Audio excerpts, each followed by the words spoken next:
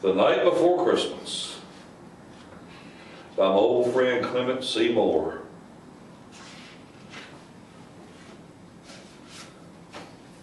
This was written in 1822.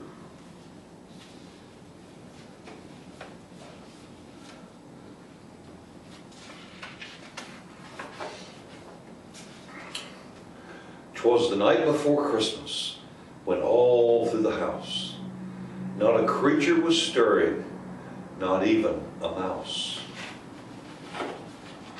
The stockings were hung by the chimney with care, in hope that St. Nicholas soon would be there.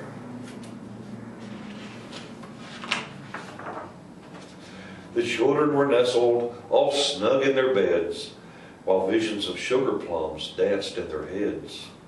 And Mama in her kerchief, and I my cap, had just settled down for a long winter's nap.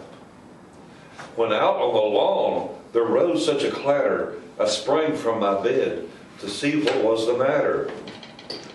Away to the window I flew like a flash, tore open the shutters and threw up the sash.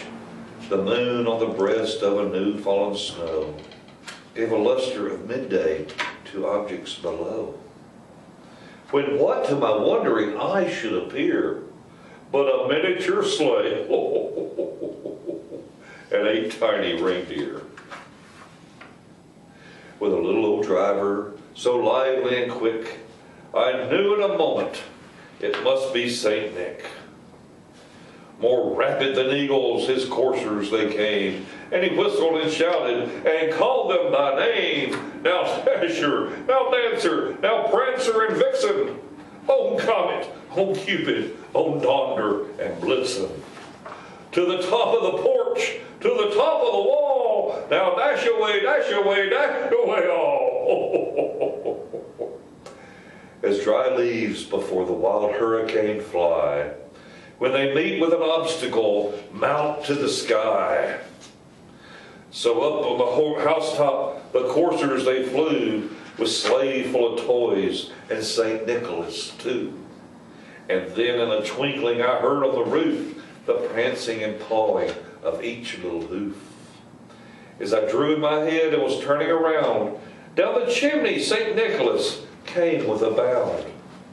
He was dressed all in fur from his head to his foot, and his clothes were all tarnished with ashes and soot. A bundle of toys he had flung on his back, and he looked like a peddler just opening his pack.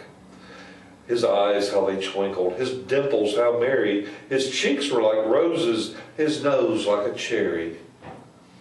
His droll little mouth was drawn up like a bow, and the beard on his chin was as white as the snow. The stump of the pipe he held tight in his teeth, and the smoke had encircled his head like a wreath. He had a broad face and a little round belly that shook when he laughed like a bowl full of jelly. He was chubby and plump. I saw him in spite of myself. A wink of his eye and a twist of his head soon gave me to know I had nothing to dread. He spoke not a word, but went straight to his work and filled all the stockings, then turned with a jerk, and laying his finger aside of his nose and giving a nod, up the chimney he rose. He sprang to his sleigh, to his team gave a whistle, and away they all flew like the down of a thistle. But I heard him exclaim as he drove out of sight, "Merry Christmas to all, and to all a good night." Merry Christmas, everyone.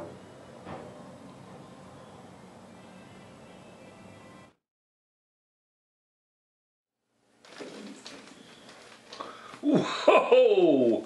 Oh, I like traveling that way because it's fast. Sometimes I come in for a pretty rough landing. Oh, Merry Christmas. Oh, Merry Christmas, Jackie. How are you, little buddy? Oh, This video, this shout out is just for you, Jackie Koontz, 5 years old, in Stecker, Oklahoma. That's right, I'm talking about you, Jackie.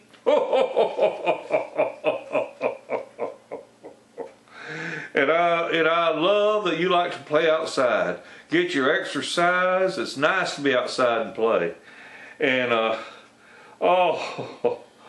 know that you want all kinds of toys for Christmas, but I gotta tell you, oh my goodness, I'm up past my bedtime. I don't think I ever have a bedtime. I'm all the time working, making toys, and flying with the reindeer, seeing who's naughty and who's nice. Well, I was talking to your little dog. I was talking to Peaches the other day. You see, Santa Claus can talk to the animals. So I was talking to Peaches and asking, was Jackie being a good little boy? And Peaches said you was pretty good. Said you were good to him, and you petted her and made her, would feed her when she was hungry, that kind of thing, and take her outside when you needed to. So, because you're kind to animals, that means you're on the nice list. But we got a problem. You're wanting a pretty big item this year that you like to have, and I think I'm going to see about the elves getting it for you, because you've been so nice to Peaches. But I want you to keep that room picked up. Whenever your mama or your daddy walks into your bedroom, I want to look around and all the floor nice and clean, and nothing on top of the bed. Everything nice and clean, okay? And that makes your mom and daddy happy. All right? Now then, I'm going to bring you something. But I'm going to tell you what. It's so big. I don't know if it'll fit in my sleigh. I don't know if it will fit in the door at your house. It won't fit under the Christmas tree. I might have to leave it outside. I might have to leave it out in the garage.